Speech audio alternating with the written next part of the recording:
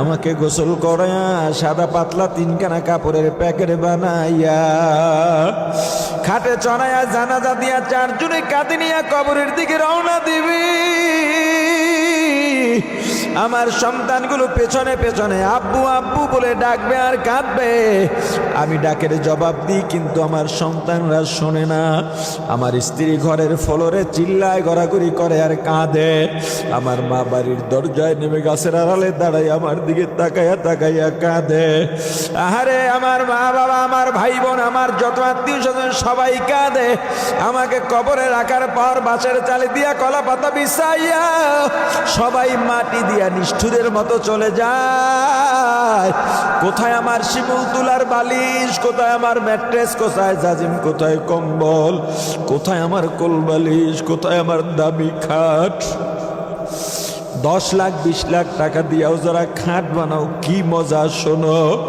ওই কবরে খাট পালং থাকবে না, শুধু মাটির গন্ধ। মনের মধ্যে মনটাকে ভয় ঢুকাও, এই কবর তো ভালো জায়গা না, কবর তো খারাপ জায়গা।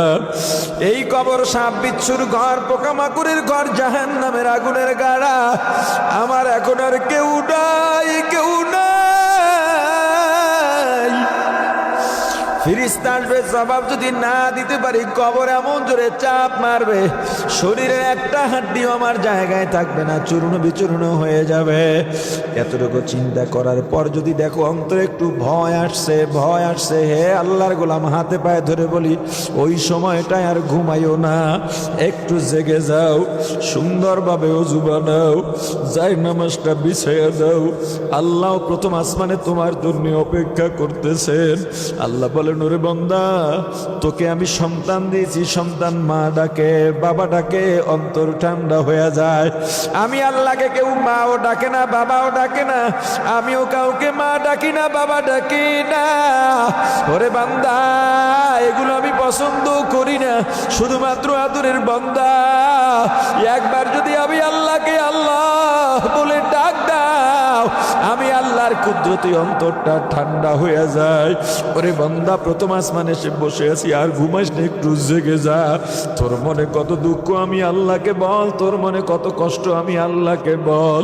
তোর বিরুদ্ধে সবাই ষড়যন্ত্র করে, আমি আল্লাহকে বল। বান্দারে, তুমি নামাজে দাঁড়ায় যাও, তাকবীরে তাহরিমায় নামাজে যখন দাঁড়াইবা, নামাজের মধ্যে আল্লাহর দিদার। নামাজে বান্দা আল্লাহর এত কাছাকাছি হয়, আর কোনো মাধ্যম নাই এত কাছাকাছি যাওয়ার।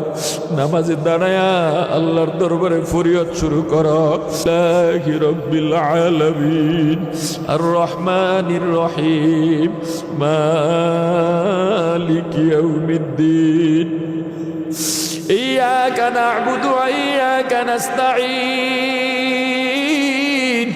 ইহদিনাস সিরাতাল মুস্তাকিম। নামাজ আদায় করো 2 রাকাত কিংবা 4 রাকাত। নামাজ পড়ে সালাম ফিরায়া একটু জিকির করো, তেলাওয়াত করে 2টা হাত আল্লাহর দিকে বাড়াইয়া দাও। আল্লাহর কাছে বলো, আবার আল্লাহ, গুনাহ করতে করতে করতে করতে পাহাড় পরিমাণ গুনাহ করছি। আয় আল্লাহ, এই গুনাহ নিয়ে আপনার দরবারে হাত উঠাবার মতো মুখ নাই, লজ্জা পাই। গুনার জন্য অনুতপ্ত হয়ে আল্লাহর দরবারে কান্নাকাটিতে কোনো লজ্জা নাই। আল্লাহ, আমি যদি গুনাহগার হইয়াও থাকি, তবুও তো আমি আপনার বান্দা, আপনি আমার মালিক।